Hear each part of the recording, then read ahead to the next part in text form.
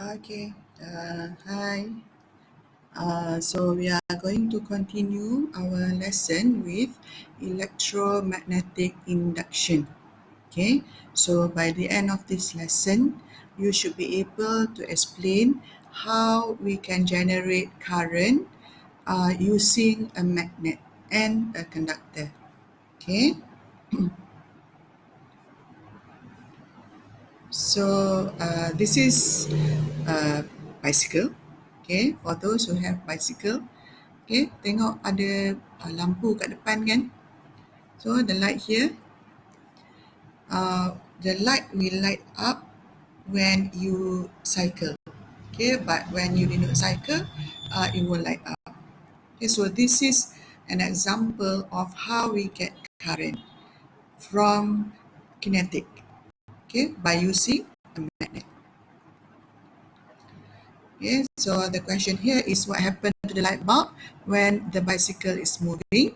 What happened to the light bulb when the bicycle stopped? Okay, so look here. We have a diagram 8.3.1. A dynamo bicycle can light up when it rotates by the tire. So this is the part that will rotate. Okay, when the conductor is moved in magnetic field, current is produced. The production of current in a conductor by magnetic induction is known as electromagnetic induction. So today we are going to learn about electromagnetic induction. Okay, but before that, let us recap our previous lesson. Okay, firstly, we know that when we have a current carrying conductor, let's say a conductor, okay, and the conductor will let current to pass through, we will get magnetic field around the conductor. Let's say this is the conductor, the magnetic field is around the conductor. Okay, and to determine the direction of the magnetic field, we use right hand grip. Okay, so the thumb will follow the direction of current, the other four fingers will follow ataupun will show the direction of magnetic field. Okay, and the conductor, we can make it into a coil, which we call as solenoid. And by using right hand grip also, we can determine the polarity of the solenoid. Because when we have a current carrying conductor and we coil it to become a solenoid, the magnetic field will be like a permanent magnet.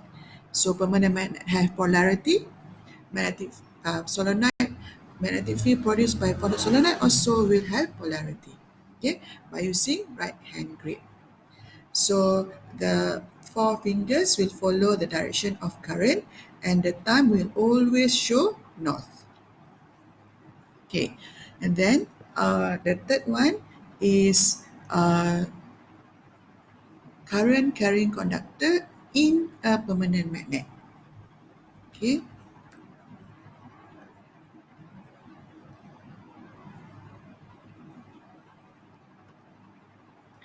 so uh, let's say we have a magnet, north, south, okay, and we let current to pass through. This one, current going in, okay, by using Fleming left hand rule. Okay, when you use Fleming left hand rule, you have to make sure all the fingers are 90 degree between each other. Okay, so F, B, I. Force, magnetic field, B, I, current.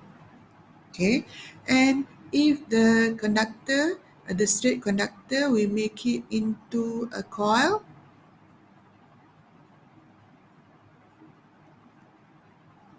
Okay, we will make the coil to turn because as you can see, when current pass through the coil, the direction of the current is opposite between each other.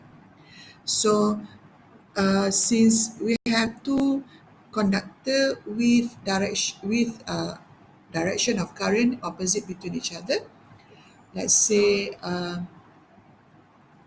it's always pointing to south, okay, south, and then current going in. So this part will go down and this part will go up. So the direction of the rotation is anti-clockwise. Okay, so the current carrying conductor in coil is exactly the same as a current conductor in a straight conductor. Okay, it's just that the conductor, we make it into a coil. If the conductor is a straight conductor, one conductor, only one direction, okay, either up or down. But if we make it into a coil, it will rotate. Okay, so today we are going to focus on electromagnetic induction. How to get current from a magnet. Okay, and then at the end of this lesson, we are going to discuss how power supply is being distributed across the country. Okay, so describe electromagnetic induction. Electromagnetic induction is a production of electric current by changing magnetic field. Okay, so this is electromagnetic induction. Production of electric current by changing magnetic field.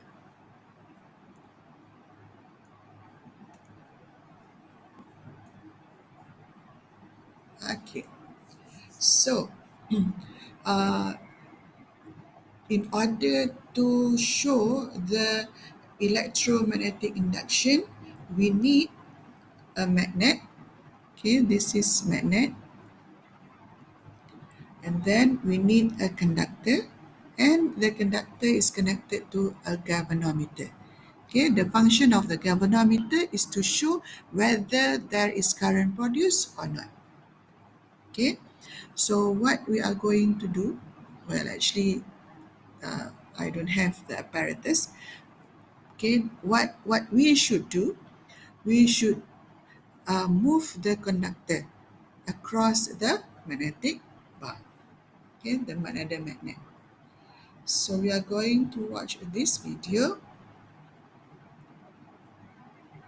Wind an insulated copper wire on a paper or wooden cylinder so as to form a coil in the form of a solenoid.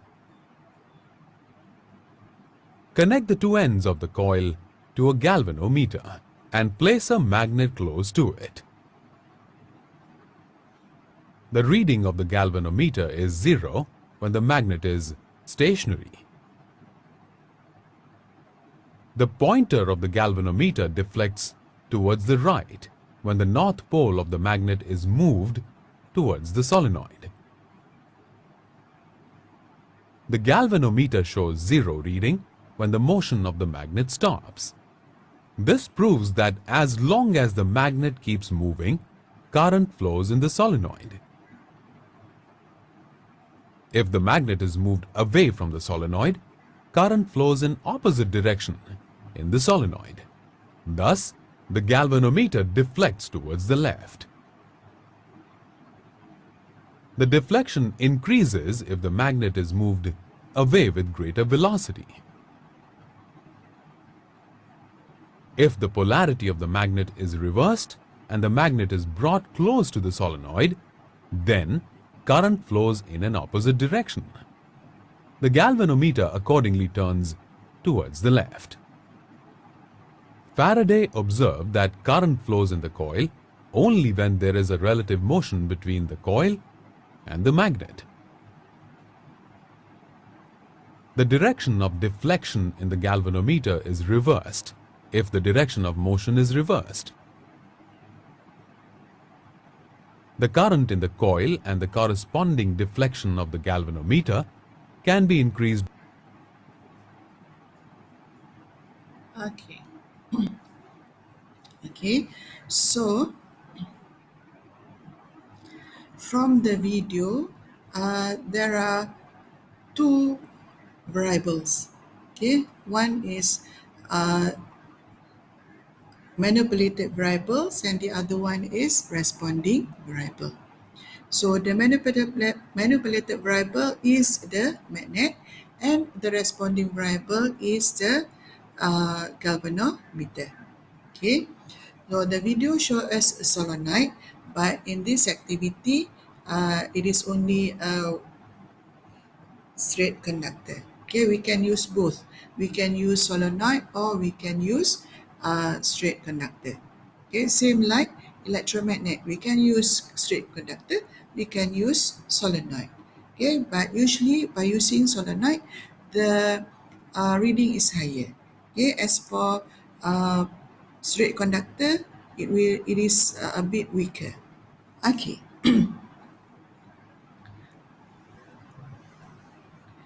so let's say we have this. Okay, we have this diagram. We have a permanent magnet with north here and south here, and we have a straight wire. Okay, and we move the straight wire. There is a method to determine the direction of current flow. Okay, if it is a conductor in a current carrying conductor with current in a permanent magnet, we use left hand rule, Fleming left hand rule. But for current, for producing current in a conductor, we use Fleming right hand rule. Okay, left is for uh, determining the force, right is for determining the current. Okay, so cara mudah dia awak ingat MD, medical doctor. Okay, kalau kita tulis medical doctor kan, MD kan. Okay, M is on the left kan, D is on the right. Okay, so M is for motor. So macam mana motor berfungsi? Awak on current, dapat pergerakan macam kipas ke atas tu. Kipas ni. Okay, so that is a motor. How a motor function? Ada current pada konduktor dan konduktor tu diletak dalam permanent magnet, you get force. Okay, whereas D stand for dynamo. Dynamo contoh macam lampu basikal. When you cycle, you get the light bulb to lights up. Okay, when you did not cycle, the light bulb did not lights up. Okay, so how to remember which hand to use? Medical doctor. Motor dynamo. Motor you give current, you get force. Dynamo you give force, you get current. Okay.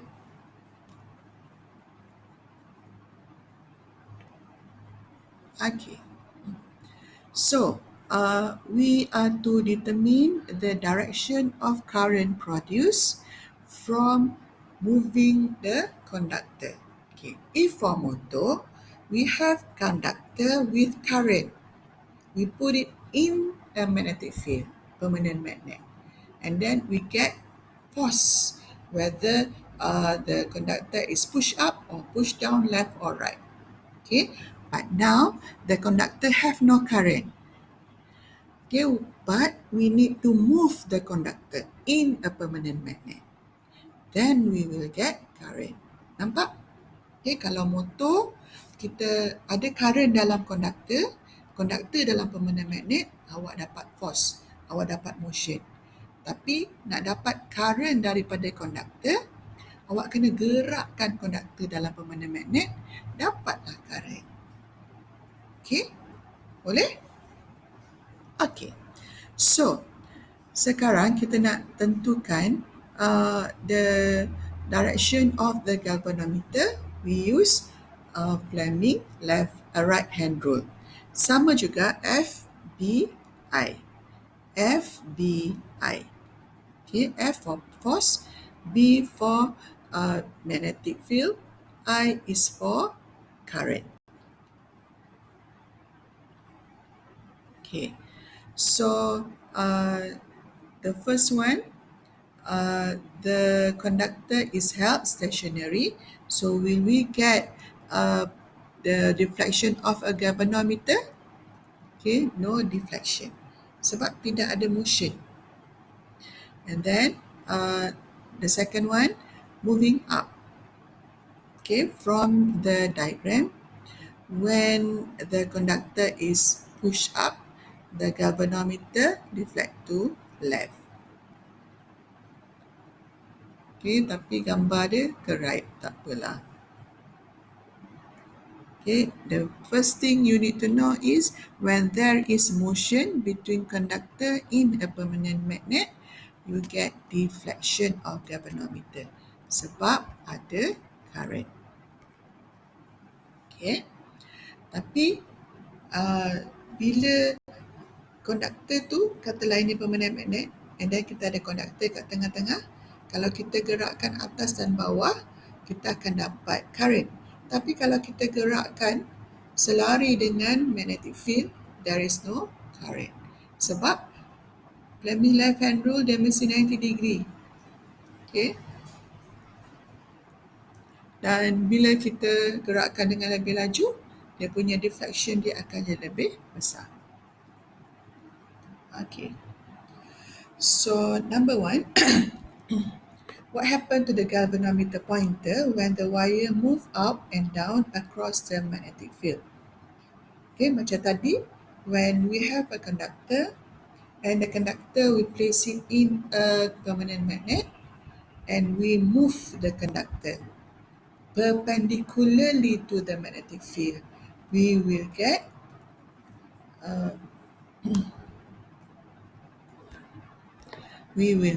deflection of the galvanometer.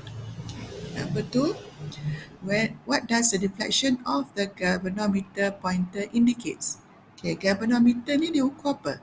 Galvanometer ni dia ukur current, very small current.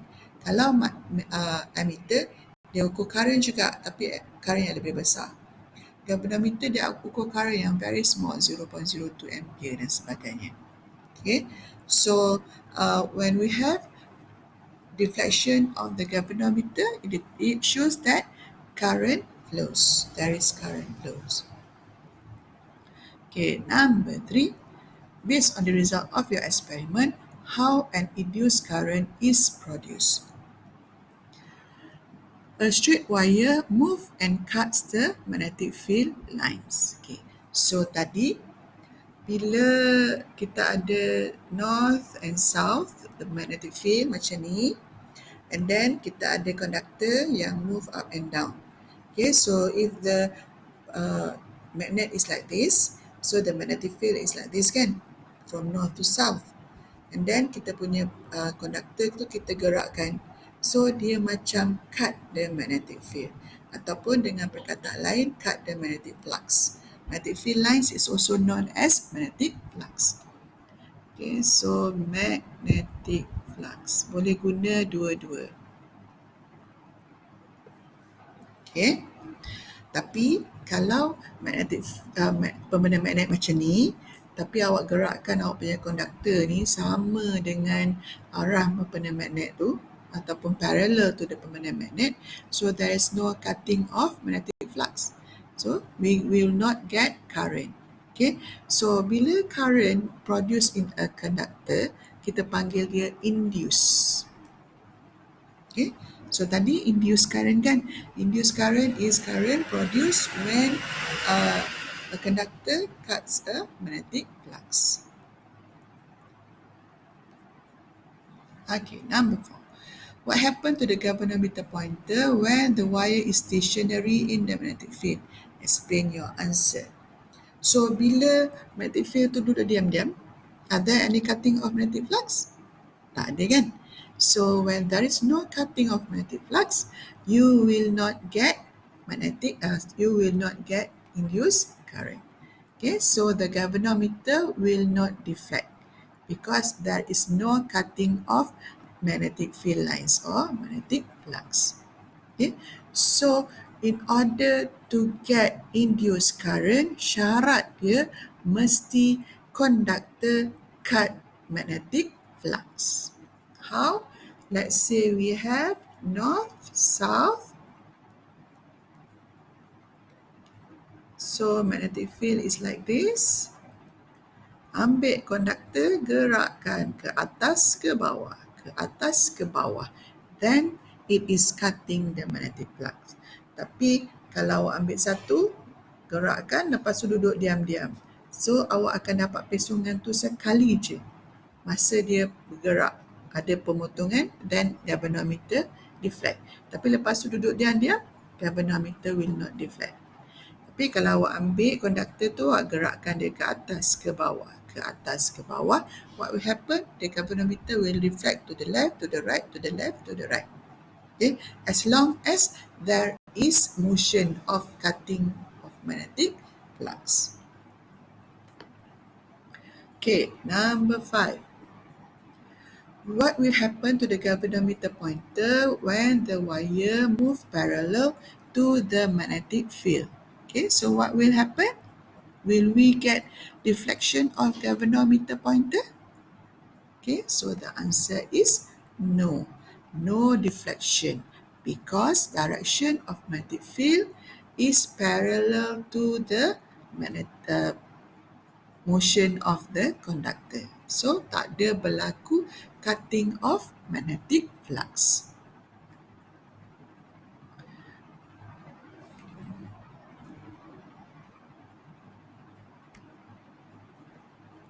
Okay, number 6.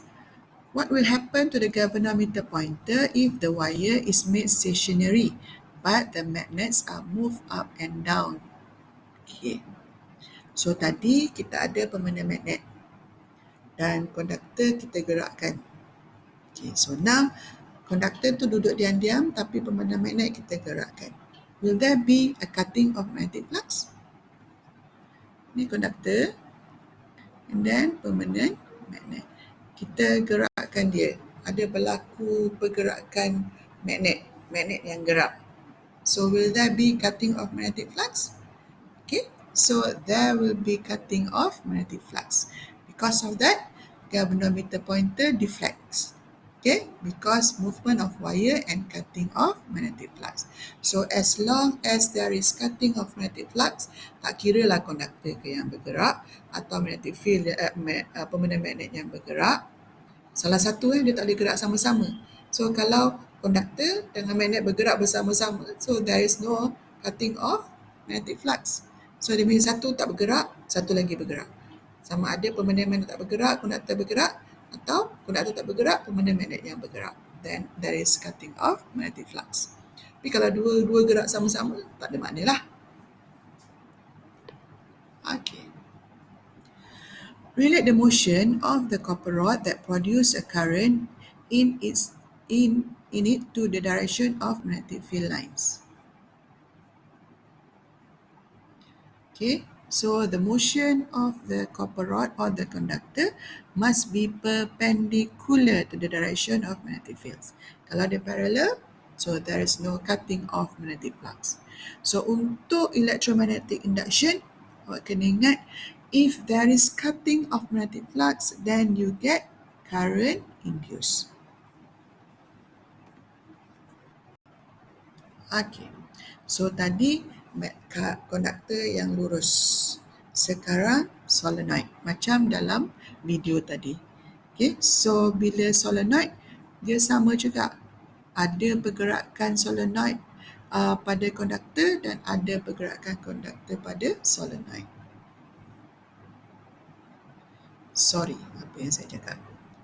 Ada pergerakan solenoid pada magnet dan juga ada pergerakan magnet pada solenoid. So sama juga macam wire lurus, kalau dia ada related motion, maksudnya salah satu yang bergerak akan dapat current. So sama juga dengan solenoid lah.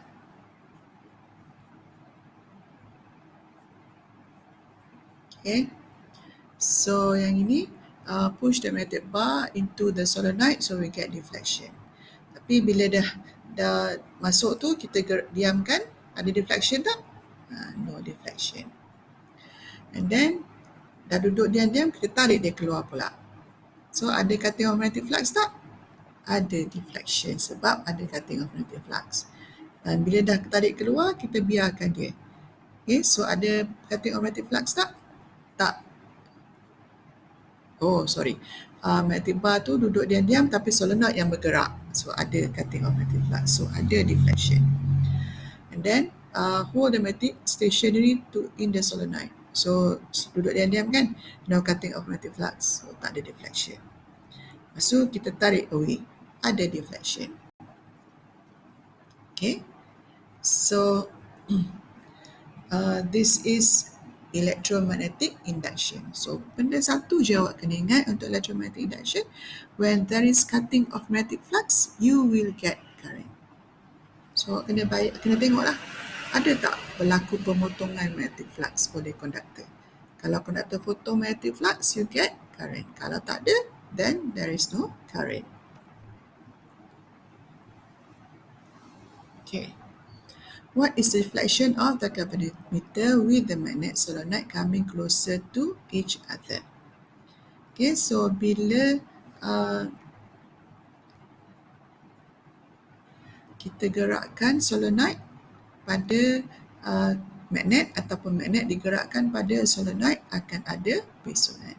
Sebab ada cutting of magnetic flux. So, sebab magnetic flux untuk bar magnet kan macam ni kan? Kan? So, bila dia bergerak, konduktor tu akan potonglah magnetic flux. Okay, yang ini dia tarik keluar pun ada pergerakan juga. So, the galvanometer akan pesong arah bertentangan. Okay.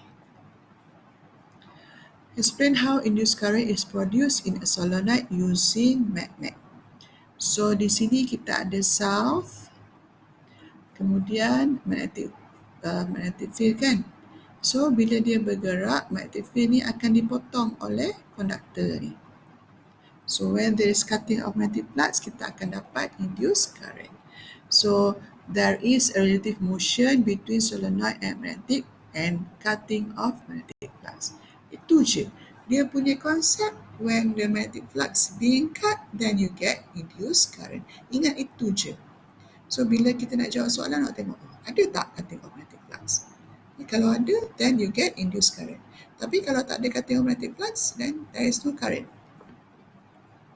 Okay, number 4. What happened to the galvanometer pointer when the magnet remains stationary in a solenoid? So, kalau tengok soalan-soalan dia, sama ada solenoid itu berhenti ataupun solenoid itu bergerak. Itu je. Okay. So, does not deflect because there is no relative motion between magnet and solenoid. Okay. So, A. State two ways to produce and induce current in the conductor. Two ways. In order to produce induced current, there must be cutting of magnetic flux. So, cara untuk cut magnetic flux mesti gerakkan.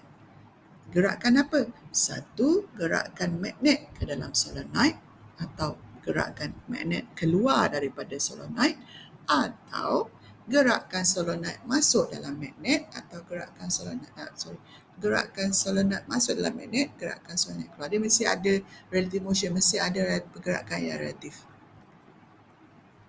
Okay. Satu, a straight wire move cut the magnetic flux, or there is relative motion between magnet and solenoid. Okay, and then according to diagram 8.3.5, why does a galvanometer deflect? Okay, induced current cause galvanometer pointer to deflect. Why? Because there is a cutting of magnetic flux. So, dia panjang-panjang pun tak apa. Okay, cutting of magnetic flux will produce induced current. Okay, so induced current will cause the galvanometer pointer to deflect. Okay, so indicate the direction of induced current in a straight wire. So we use Fleming right hand rule. Medical, doctor. Medical for left, doctor for right. Doctor is for dynamo. Dynamo ingat basikal, lampu basikal. Bila kayuh dapat current. motor ingat kipas. Bila ada current dapat force. So F B I. F is force,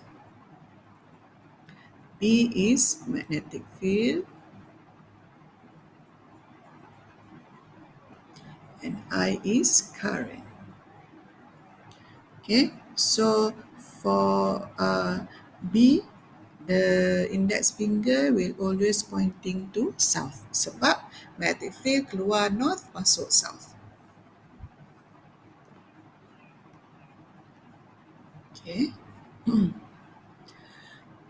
Underline the correct answer to show the direction of induced current.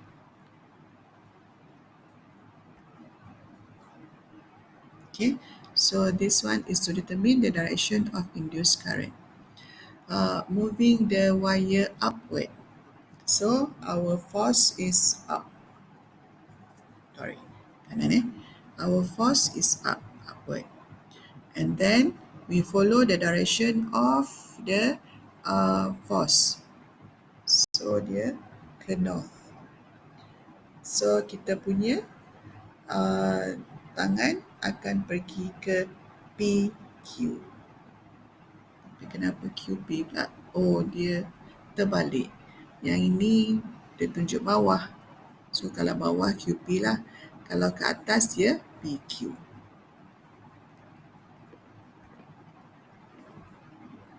Okay. Then number 3, underline the correct answer to show the direction of induced current. Moving the wire upward. So this is north, this is south. So either the current P to Q or Q to P. Okay, using our Fleming right hand rule.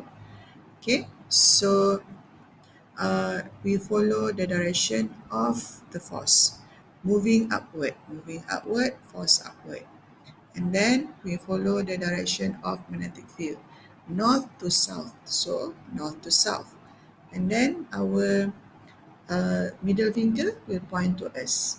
So the direction of the current is from Q, this one is up, from Q to P. Okay, but when the force is down, and then direction of magnetic field is north to south. So our middle finger will point towards U. Okay, so the current is PQ.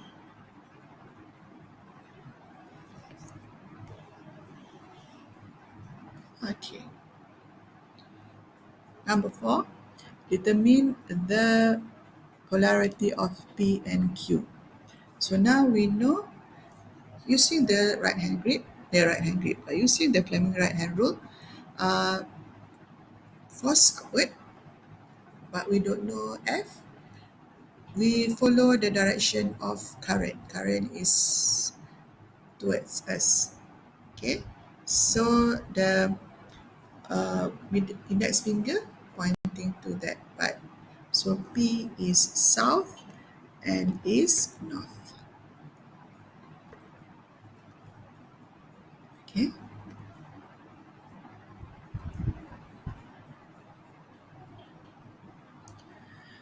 So we stop here and then I'll continue later. Panjang-panjang saya punya ni akan